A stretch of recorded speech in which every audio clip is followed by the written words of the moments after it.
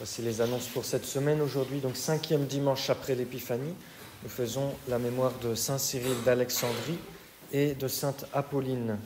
Saint Cyril d'Alexandrie étant le saint à qui nous devons la proclamation du dogme de la maternité divine de la Sainte Vierge, Concile d'Éphèse en 431. Cet après-midi, j'aurai la messe à 17h à la chapelle des 5 heures en Vendée. Demain lundi, il n'y a pas de messe pour la fête de Saint Scolastique Vierge. Il y aura la messe en Vendée. Mardi, Notre-Dame de Lourdes, messe à 7h. Mercredi, les 7 saints fondateurs de l'ordre des servistes, messe à 7h. Jeudi de la Férie, messe à 11h. Vendredi, Saint-Valentin, prêtre et martyr, messe à 7h et 8h. Samedi également, 7h et 8h, avec le 6e dimanche après l'Épiphanie anticipée.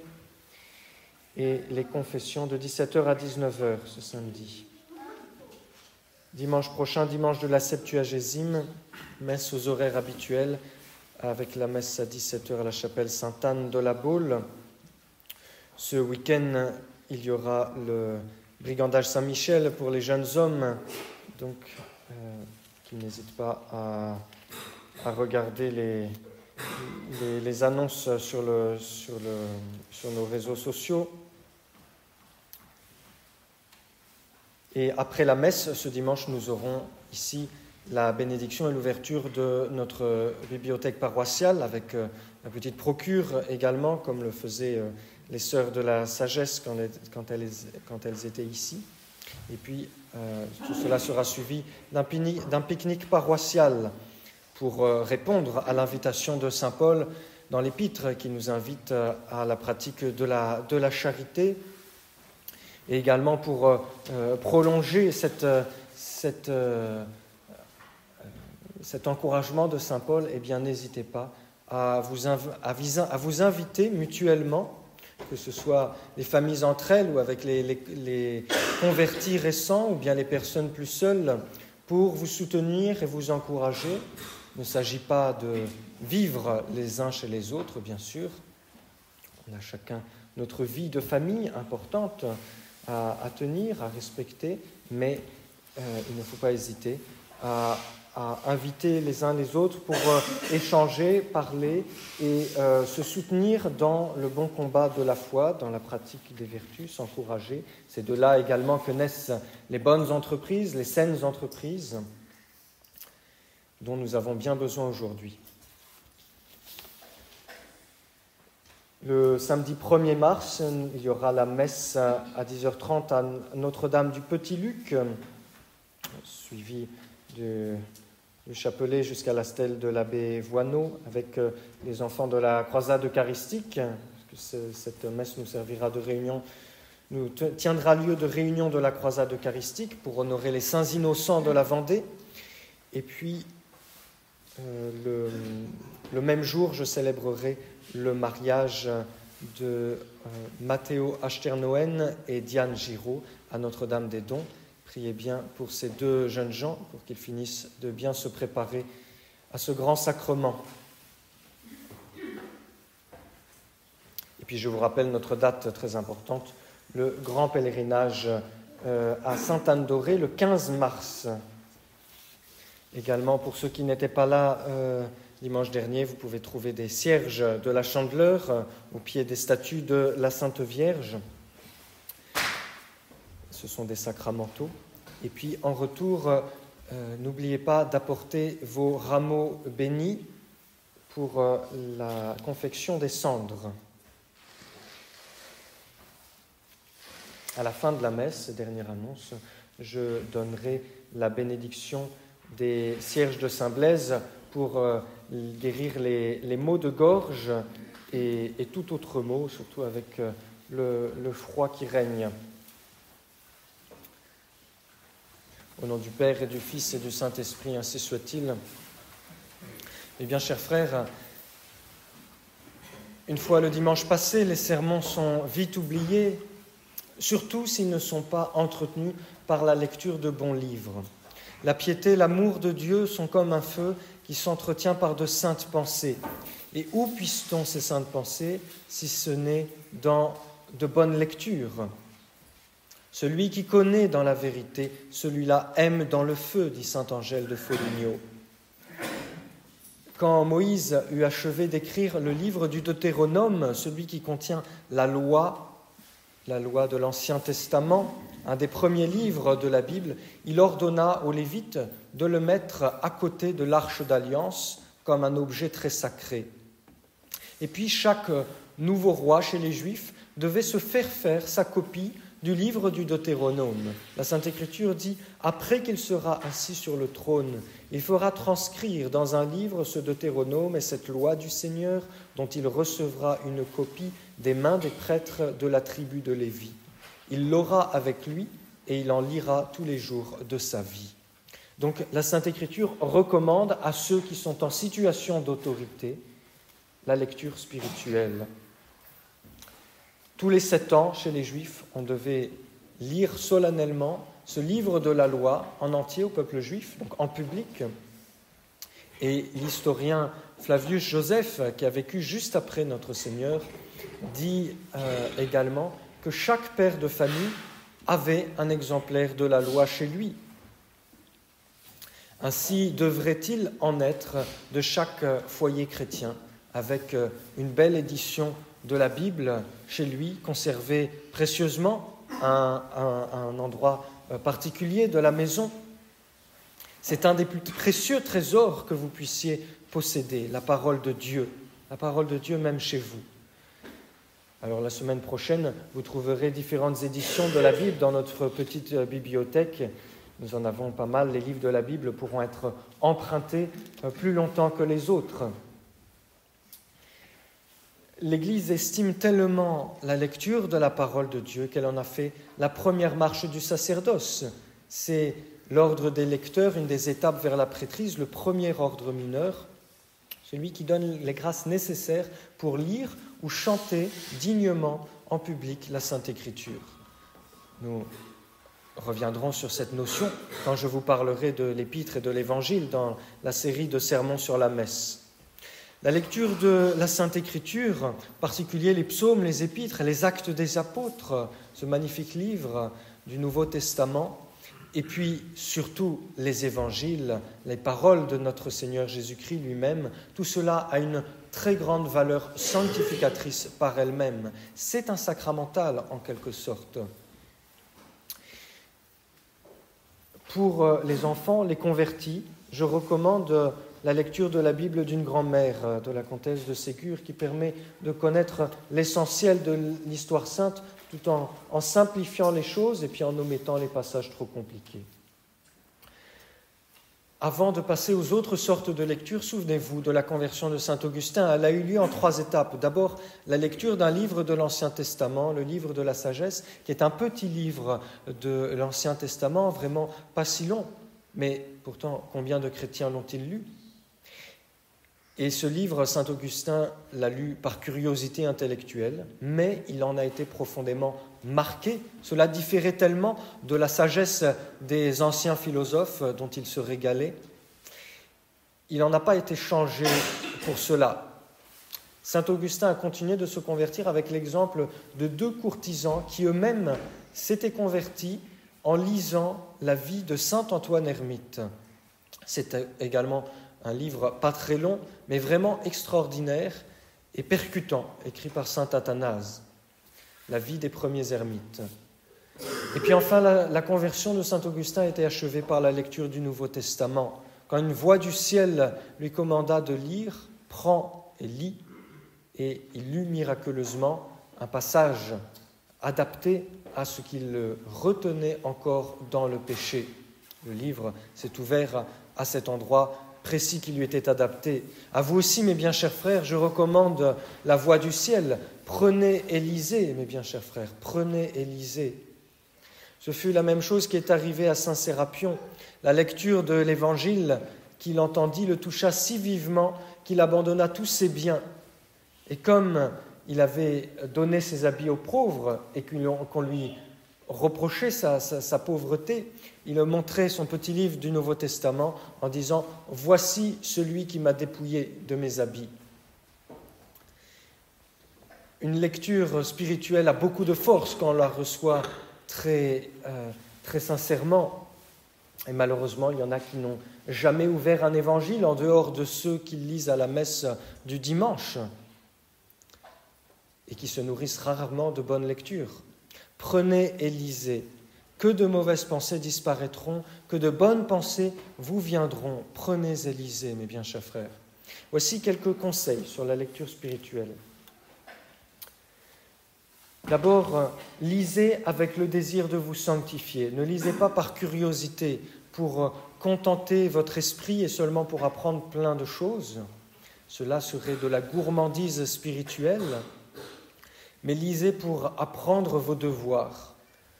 Et pour cela, commencez votre lecture par une élévation de l'âme, une petite prière pour purifier votre intention. La prière au Saint-Esprit est tout à fait appropriée, mais ce n'est même pas nécessaire de réciter une prière complète. On peut simplement faire un signe de la croix. Ensuite, lisez avec respect et attention, parce que c'est Dieu qui vous parle dans votre lecture. Dans la prière, c'est nous qui parlons à Dieu, mais quand nous lisons un bon livre, c'est le bon Dieu qui nous parle. Et je développe un peu ce deuxième conseil, qui peut mener très loin. Poursuivez votre lecture avec ce but, que le Saint-Esprit vous donne la sagesse de tirer profit de ce que vous lisez pour le salut de votre âme. Pour cela, n'hésitez pas à vous interrompre, ne serait-ce qu'une seconde ou deux, pour offrir votre lecture et pour demander des grâces et des lumières. Un regard vers le ciel, une pensée à Marie, une supplication muette d'un instant, tout cela peut donner à la lecture une très grande valeur spirituelle. La lecture n'est pas vraiment interrompue à ce moment-là, mais elle devient plutôt un moyen d'union à Dieu.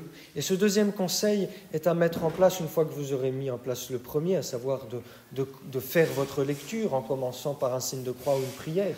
Mais il est très sanctifiant et c'est lui qui permet de passer de la lecture à l'oraison, à la prière du cœur, à la méditation.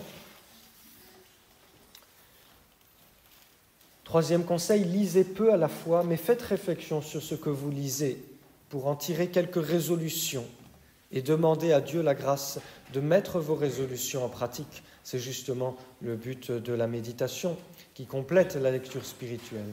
Quatrième point, lisez par ordre, sans vous presser, en engrangeant pleinement ce que vous lisez et que votre pensée se construise peu à peu. Il ne faut pas feuilleter les bons livres comme on feuillette les illustrations. Lisez souvent, cinquième conseil, c'est-à-dire lisez tous les jours, ne serait-ce que quelques minutes, 5 minutes avant de vous endormir. Et puis les jours de fête, les dimanches, peut-être les vacances, quand vous avez un peu plus de temps, eh bien prenez un peu plus de temps pour lire de façon un peu plus complète. Sixième point, les auteurs spirituels ajoutent qu'il ne faut pas se contenter d'avoir lu un livre une fois, mais qu'il faut le relire plusieurs fois.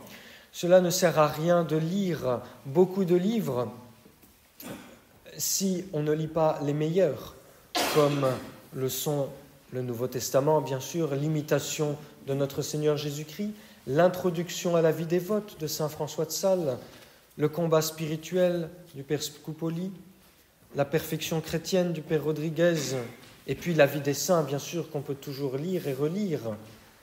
Le roi Salomon disait « Contentez-vous des écrits des sages sans en désirer d'autres, car il n'y a pas de fin à en désirer d'autres. » Et même vous pouvez relire, puisque une seconde lecture vous sera toujours profitable. J'ajouterai un dernier conseil parmi ces livres, qui sont en fait des livres qui sont des livres de base. Eh bien, je veux en ajouter un essentiel, à savoir le traité de la vraie dévotion à la Sainte Vierge, ou bien son résumé, le secret de Marie, des ouvrages écrits par saint Louis-Marie Grignon de Montfort, dont le père Faber écrivait « Que quelqu'un essaie par lui-même de méditer ces pages, et la surprise que lui feront les pages que cette dévotion porte en elle, les transformations qu'elle produira en son âme, le convaincront bientôt de son efficacité d'ailleurs presque incroyable. comme moyen pour obtenir le salut des hommes et la venue du Christ. Oh, si Marie était seulement connue, comme il n'y aurait pas alors de froideur pour Jésus. Prenez et lisez, mes bien chers frères, y compris ce beau traité de la vraie dévotion. Voyez, parmi tous nos devoirs spirituels, la lecture spirituelle est un des plus simples, un des plus faciles. Certes, il faut un petit effort pour s'y mettre, pour s'y fixer avec régularité, mais une fois qu'on est dedans, c'est très facile, ça coule de source. On n'a souvent pas envie d'arrêter. Pourtant, il faut arrêter également, se discipliner également sur ce point, comme faisait sainte Thérèse de l'Enfant Jésus, qui, à chaque fois qu'il était temps d'arrêter sa lecture, ne lisait pas une ligne de plus, mais fermait son livre avec une sainte obéissance. La grande sainte Thérèse, quant à elle, sainte Thérèse d'Avila disait de ses parents « Mon père aimait surtout la lecture des bons livres et en possédait assez bien dans la langue du pays, afin que ses enfants puissent en faire leur profit également. Ma mère l'aidait en cela de tout son pouvoir, en nous apprenant à prier Dieu et en nous inculquant une dévotion particulière envers la Vierge et les saints. Ces bons sentiments s'emparèrent donc fortement de mon cœur dès ma 6e et ma 7e année. L'exemple de mes parents agissait puissamment sur moi. » Donc ses parents qui lisaient. Et elle lisait souvent, avec son jeune frère, la vie des saints, si bien qu'ils ont été enthousiasmés par les martyrs et ils ont pris la direction du sud de l'Espagne, direction les morts, les musulmans, pour mourir martyrs. Tout jeunes, heureusement, leur oncle les a rencontrés sur la route et les a ramenés sagement à la maison, sinon nous n'aurions pas eu la grande sainte Thérèse d'Avila. Alors elle s'est contentée avec son jeune frère de construire de petites grottes dans son jardin qui lui servaient d'ermitage. Puisqu'ils ne pouvaient pas mourir martyrs, ils se sont fait ermites. Malheureusement, plus tard, elle a eu entre les mains des romans qu'elle a commencé à lire avec avidité. Et bientôt, ses bonnes dispositions se sont affaiblies. Et elle a commencé à aimer la coquetterie, les parfums, les niaiseries mondaines. Et elle a fréquenté certaines personnes, en particulier une amie légère qui lui faisait passer plein de livres légers, voire mauvais. Et petit à petit, tous les bons sentiments ont disparu dans l'âme de sainte Thérèse. Elle explique très bien cela dans sa biographie. Jusqu'à ce que son père la conduise dans un pensionnat de religieuses et qu'avec la lecture, la bonne lecture, eh bien, ces bons sentiments se réveillent de nouveau. Et ils ont grandi jusqu'à la lecture des lettres de Saint Jérôme que lui a proposé son oncle, qui ont fini par la convaincre de se faire religieuse, de choisir définitivement l'état religieux. Il y a un protestant qui lisait la vie de sainte Thérèse d'Avila, sa vie écrite par elle-même, son autobiographie, en se disant qu'il allait en faire une bonne critique, n'a pas pu résister. Il s'est converti, il est devenu catholique. Voyez combien les bonnes lectures qu'avait fait sainte Thérèse lui ont permis ensuite de convertir des âmes en écrivant elle-même à son tour. Il y avait une dame qui avait 2 fils et une fille. Son fils aîné a passé sa jeunesse dans la crainte de Dieu, il s'est fait religieux. Sa fille, nommée Euphrosine, a été sage jusqu'à l'âge de 17 ans. Et puis à 17 ans, elle a eu le malheur d'avoir pour amie une jeune demoiselle à qui l'on faisait lire toutes sortes de mauvais livres et qui les communiquait à Euphrosine. Et ces livres étaient contre la pudeur, contre la religion. Ils étaient vraiment mauvais, remplis même d'obscénité, mais d'un style très agréable. Et Euphrosine s'est perdue par la lecture de ces livres.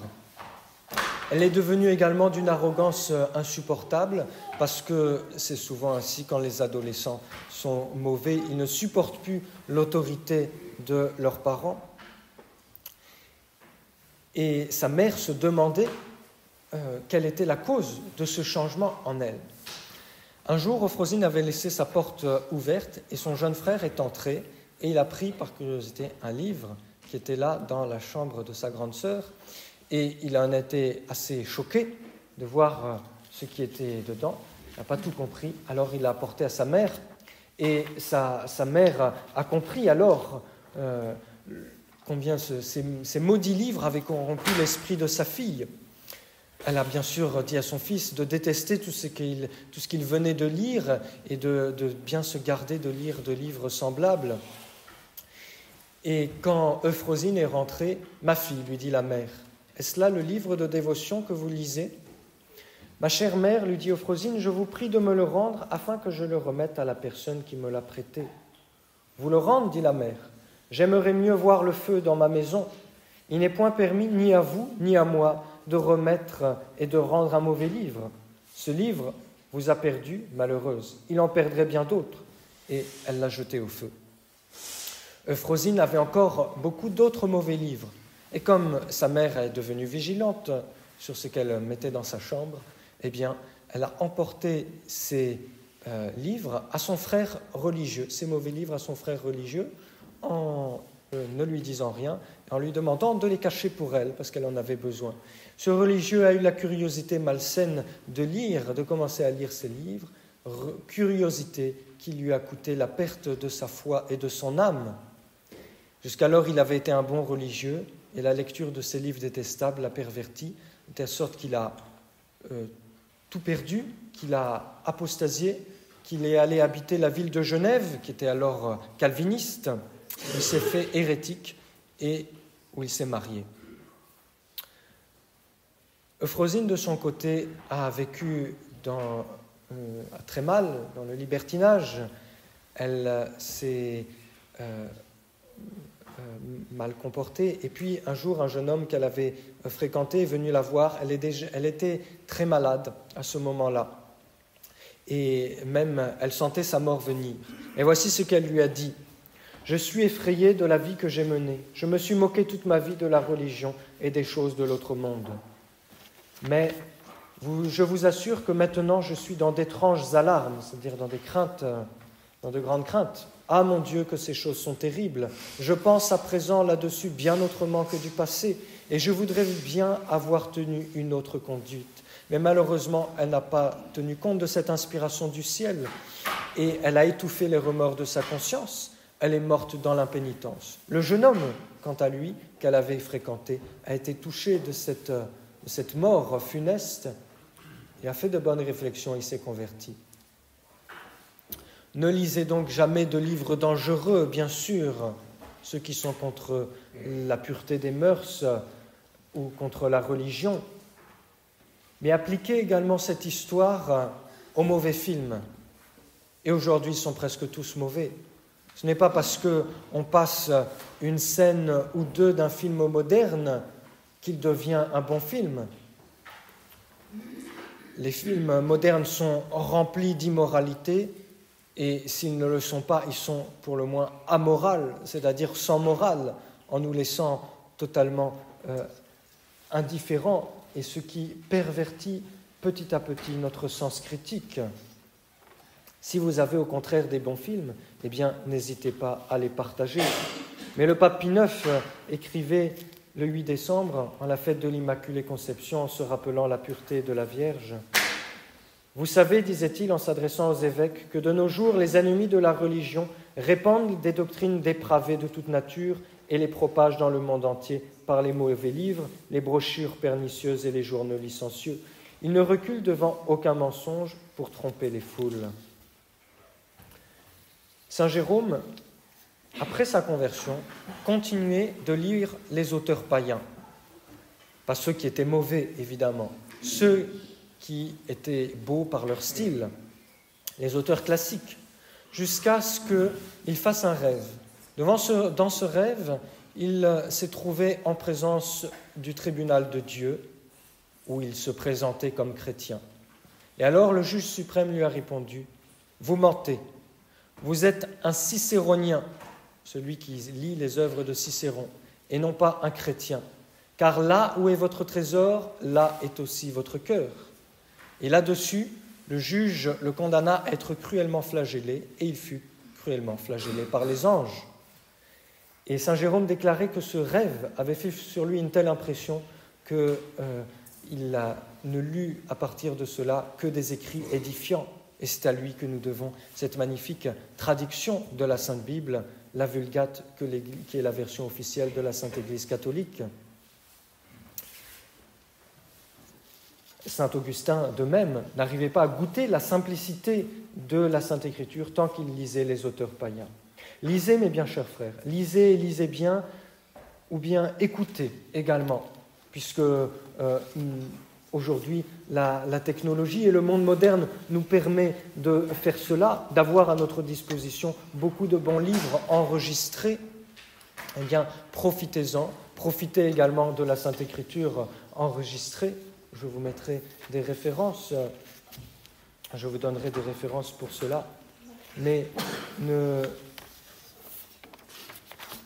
rappelez-vous également que le livre par excellence que nous devons lire, c'est notre Seigneur Jésus-Christ lui-même.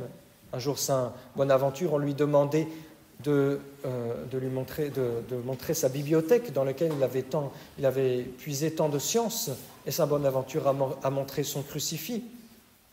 Parce que le livre par excellence, celui dont nous parle l'Apocalypse, le livre fermé avec les 7 sceaux, il représente notre Seigneur Jésus-Christ, et c'est celui-là avant tout que nous devons chercher dans nos lectures.